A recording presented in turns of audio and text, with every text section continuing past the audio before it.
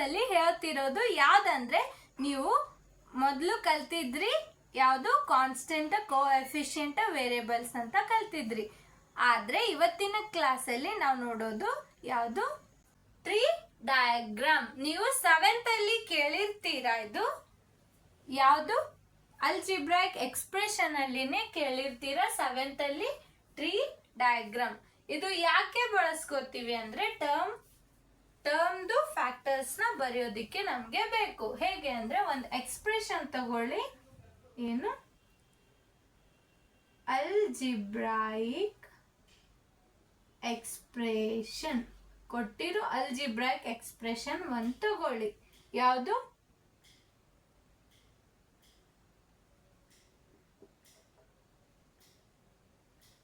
3x² + 2x + 3 ಅಂತ ತಗೊಳ್ಳಿ. ಇದರದ್ದು ನೀವು ಏನ್ ಮಾಡಬೇಕು, ಟ್ರೀ ಈ ತರ ಫ್ಯಾಕ್ಟರ್ಸ್ ನ ಬರಿಬೇಕು. ಫಸ್ಟ್ ಸ್ಟೆಪ್ ಅಲ್ಲಿ, ಈ ಎಕ್ಸ್ಪ್ರೆಷನ್ ಅಲ್ಲಿ ಫಸ್ಟ್ ಸ್ಟೆಪ್ ಅಲ್ಲಿ ನೀವು ಏನ್ ಮಾಡ್ಬೇಕಂದ್ರೆ, ಇದರದ್ದು ಕೊಟ್ಟಿರೋ ಎಕ್ಸ್ಪ್ರೆಷನ್ ಅಲ್ಲಿರೋದು ಪ್ರತಿಯೊಂದು ಟರ್ಮ್ಸ್ ನ ಬರಿಬೇಕು. ನೆಕ್ಸ್ಟ್ ಏನು, ಟರ್ಮ್ಸ್ ಅಂತ ಹೇಳಿದ್ದೆ. ಟರ್ಮ್ಸ್ ಹೇಳಿ ನೋಡೋಣ. ಇಲ್ಲಿ ಟರ್ಮ್ಸ್ ಏನಿದೆ, 3x², ಇಲ್ಲಿ 2x ಪಾಸಿಟಿವ್ ಇದೆ, ಸೊ ಡೈರೆಕ್ಟ್ ಪಾಸಿಟಿವ್ ಇಟ್ಟಿದ್ದೀನಿ. ಇಲ್ಲಿ 3 ಇದೆ, ಬೇಡ ಅಂದ್ರೆ ಇದು -3 ಅಂತ ತಗೊಳ್ಳಿ, ಇದು -3 ಅಂತ ಇದೆ. ಸೊ ಇಲ್ಲಿ 3 ಟರ್ಮ್ಸ್ ಬಂದಿದೆ ಇಲ್ಲಿ. ನೆಕ್ಸ್ಟ್ ಏನ್ ಮಾಡಬೇಕು, ಫ್ಯಾಕ್ಟರ್ಸ್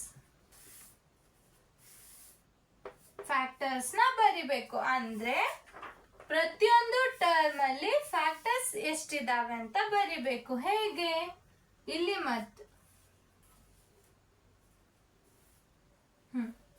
ಇಲ್ಲಿ ಫ್ಯಾಕ್ಟರ್ಸ್ ಬರಿಬೇಕಾದ್ರೆ ಈ ಟರ್ಮ್ ಅಲ್ಲಿ ಫಸ್ಟ್ ನೀವೇನ್ ಹೇಳಿ, ಮಲ್ಟಿಪ್ಲೈ ಏನೇನ್ ಆಗಿದೆ ಅಂತ ಹೇಳಿ. ಮಲ್ಟಿಪ್ಲೈಯರ್ 3 ಇದೆ, ಅದಕ್ಕೆ x ಮಲ್ಟಿಪ್ಲೈ ಮಾಡಿದ್ದಾರೆ ಡಬಲ್ ಟೈಮ್, ಹೌದು ತಾನೆ? ಓಕೆ, ದೆನ್ ಹಾಗಾದ್ರೆ ಒಂದು ಫ್ಯಾಕ್ಟರ್ 3 ಆಯ್ತು, ಇನ್ನೊಂದು ಫ್ಯಾಕ್ಟರ್ x ಆಯ್ತು, ಇನ್ನೊಂದು ಫ್ಯಾಕ್ಟರ್ x ಆಯ್ತು. ಈ ತರ ಫ್ಯಾಕ್ಟರ್ಸ್ ನ ನಾವು ಬರಿತೀವಿ. ಸೊ ಹಾಗಾದ್ರೆ combination of factors we call it as a term. Term ನ ಬ್ರೇಕ್ ಮಾಡಿದ್ರೆ ಫ್ಯಾಕ್ಟರ್ ಸಿಗತ್ತೆ, ಮತ್ತೆ combination of factors we call this is term. Then combination of terms we call it as a expression. Okay, ಇದರದ್ದು factors ಬರೀರಿ ನೋಡೋಣ. 2 ಮತ್ತೆ x, ಇಲ್ಲಿ 2 × x ಇದೆ. 2 ಅನ್ನೋದು ಒಂದು ಫ್ಯಾಕ್ಟರ್, x ಅನ್ನೋದು ಒಂದು ಫ್ಯಾಕ್ಟರ್. ಅದರದ್ದು ಹೇಳಿ -3, ಅಂದ್ರೆ ಅಲ್ಲಿ -3 ಅನ್ನೋದು ಒಂದೇ ಸಿಂಗಲ್ ಫ್ಯಾಕ್ಟರ್. ಇದರದ್ದು ಫ್ಯಾಕ್ಟರ್ -3 ಅಂತಾನೆ ಬರೀತೀರಿ. ಓಕೆ, ಈ ತರ ನೀವು ಬರಿಬೇಕು. ನಾನು ಕ್ವಶನ್ಸ್ ಕೊಡ್ತೀನಿ, ನೀವು ಈ ತರ ಬರಿತೀರಾ. ರೆಡಿ ಇದ್ದೀರಾ? ಓಕೆ, ಇದು ನೋಟ್ ಮಾಡ್ಕೊಳ್ಳಿ. ಹಾಗಾದ್ರೆ ಇನ್ನೊಂದು ಎಕ್ಸ್ಪ್ರೆಷನ್ ತಗೊಳ್ಳಿ.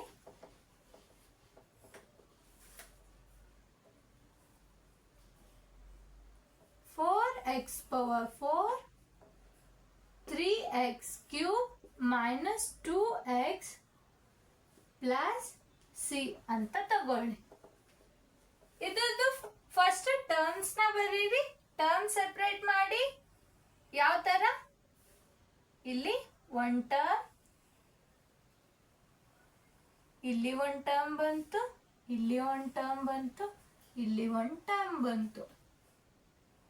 ಯಾವುದು, 4x⁴, then 3x³, ಇಲ್ಲಿ -2x, ಇಲ್ಲಿ c, ಹೌದು ತಾನೆ? ದೆನ್ ಏನ್ ಮಾಡಬೇಕು, ಇದರದ್ದು ಫ್ಯಾಕ್ಟರ್ಸ್ ನ ಬರಿಬೇಕು. ಇಲ್ಲಿ ಒಂದು ಫ್ಯಾಕ್ಟರ್ 4 ಆಯ್ತು, ಇನ್ನೊಂದು ಫ್ಯಾಕ್ಟರ್ ಯಾವ್ದಾಯ್ತು, x, ಇನ್ನ ಒಂದು ಫ್ಯಾಕ್ಟರ್ ಎಕ್ಸ್, ಇನ್ನ ಒಂದು ಎಕ್ಸ್, ಇನ್ನ ಒಂದು ಎಕ್ಸ್. ಹಾಗಾದ್ರೆ ಎಕ್ಸ್ 4 ಟೈಮ್ಸ್ ತಗೊಂಡಿದ್ದಾರೆ, ಸೊ ಎಕ್ಸ್ ನ 4 ಟೈಮ್ಸ್ ಇಲ್ಲಿ ಬರ್ದೆ. ಇವೆಲ್ಲ ಏನಾದ್ರು ಫ್ಯಾಕ್ಟರ್ಸ್, ಇದು ಟರ್ಮ್ಸ್, ಇದು ಎಕ್ಸ್ಪ್ರೆಷನ್. ಓಕೆ, ಎಕ್ಸ್ಪ್ರೆಷನ್ ಅಂತ ಬರೀರಿ.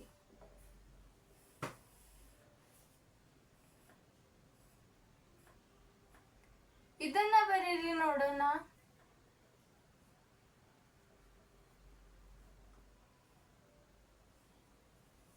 ಬರೀರಿ ನೋಡೋಣ ಇದನ್ನ. ಇದು 3, ಇಲ್ಲಿ ಎಕ್ಸ್, ಇಲ್ಲಿ ಎಕ್ಸ್, ಇಲ್ಲಿ ಎಕ್ಸ್. ನೆಕ್ಸ್ಟ್ ಏನು, ಇಲ್ಲಿ -2, ಇದು ಎಕ್ಸ್. ಹೌದು ತಾನೆ? ಇದದ್ದು ಸಿಂಪ್ಲಿ ಬರೀರಿ ಸಿ ಅಂತ. ಓಕೆ, ಈ ತರ ನೀವೇನ್ ಮಾಡಬೇಕು, ಫ್ಯಾಕ್ಟರ್ಸ್ ನ ಬರಿಬೇಕು. ಓಕೆ, ಇದು ನೋಟ್ ಮಾಡ್ಕೊಳ್ಳಿ.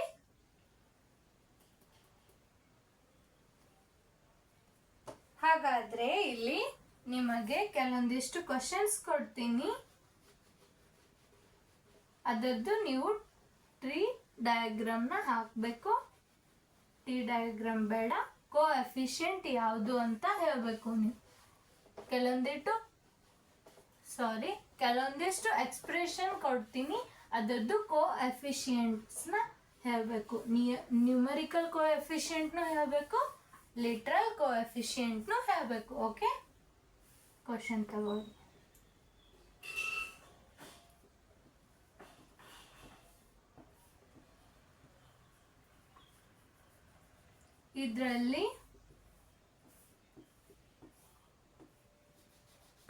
ಇದರಲ್ಲಿ ನೀವು ಟರ್ಮ್ಸ್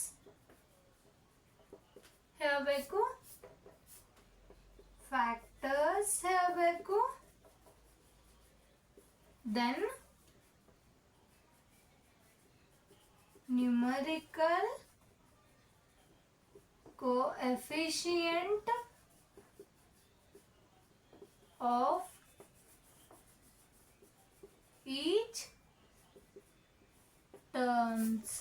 ಪ್ರತಿಯೊಂದು ಟರ್ಮ್ಸ್ ದ ನ್ಯೂಮರಿಕಲ್ ಕೋಎಫಿಷಿಯಂಟ್ ಹೇಳಬೇಕು. ನೆಕ್ಸ್ಟ್ ಏನು ಹೇಳಬೇಕು,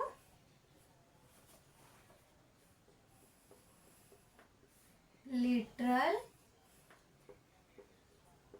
ಕೋಎಫಿಷಿಯಂಟ್ of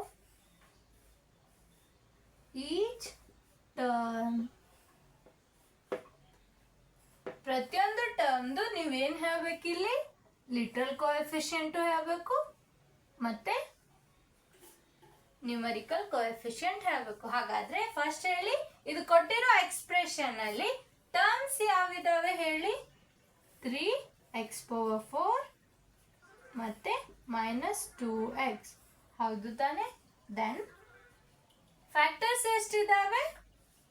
3. ನಾವು ಮಲ್ಟಿಪ್ಲೈ ಫಾರ್ಮ್ ಅಲ್ಲಿ ಬರೆಯೋಣ ಫ್ಯಾಕ್ಟರ್ಸ್.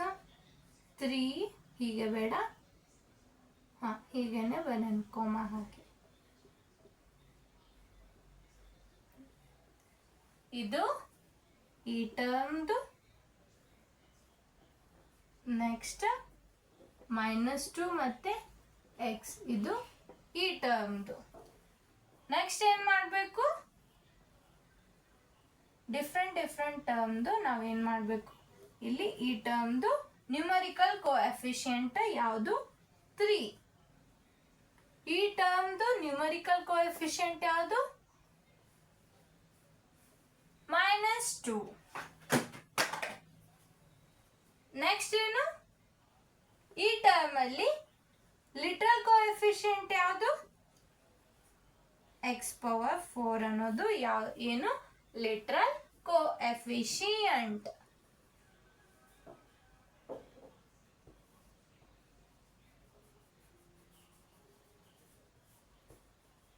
ಓಕೆ, ದೆನ್ ನೆಕ್ಸ್ಟ್ ಏನು, ಈ ಟರ್ಮ್ ಅಲ್ಲಿ ಇಲ್ಲೇ ತಗೊಳ್ಳಿ, ಈ ಟರ್ಮ್ ಅಲ್ಲಿ ಯಾವ್ದಂದ್ರೆ ಸೆಕೆಂಡ್ ಟರ್ಮ್ ಅಲ್ಲಿ ಲಿಟ್ರಲ್ ಕೋಎಫಿಷಿಯಂಟ್ ಯಾವುದು, ಎಕ್ಸ್. ಈ ತರ ನೀವು ಬರಿಬೇಕು. ನೋಟ್ ಮಾಡ್ಕೊಳ್ಳಿ. ಇದು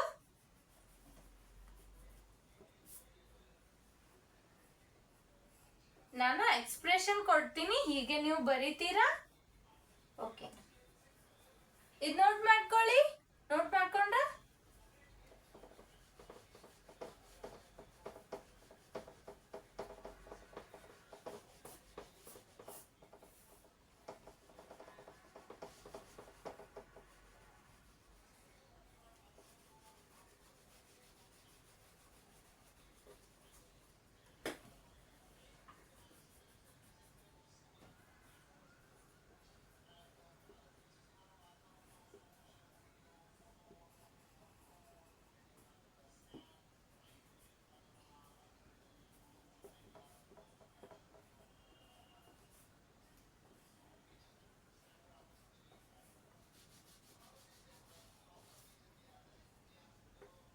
x cube minus 2x square plus 5x minus 8.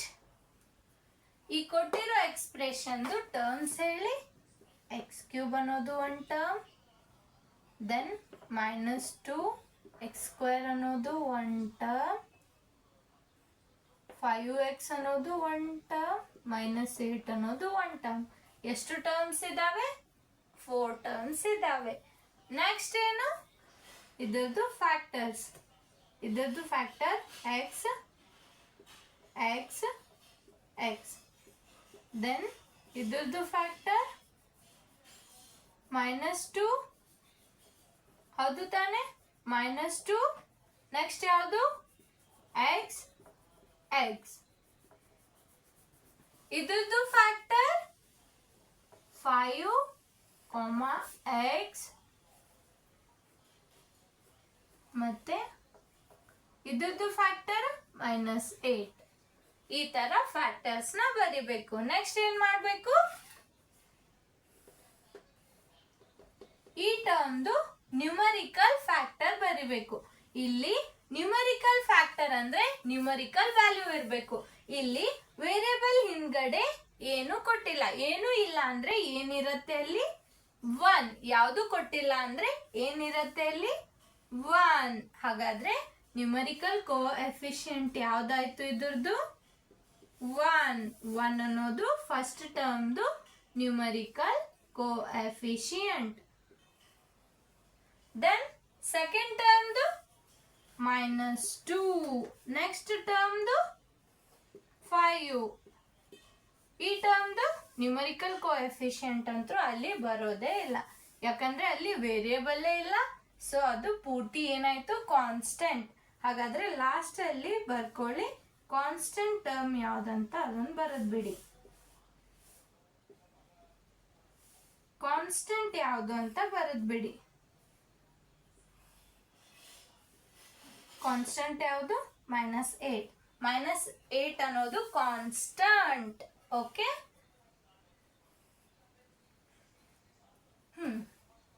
Next ಏನ್ ಮಾಡಿ?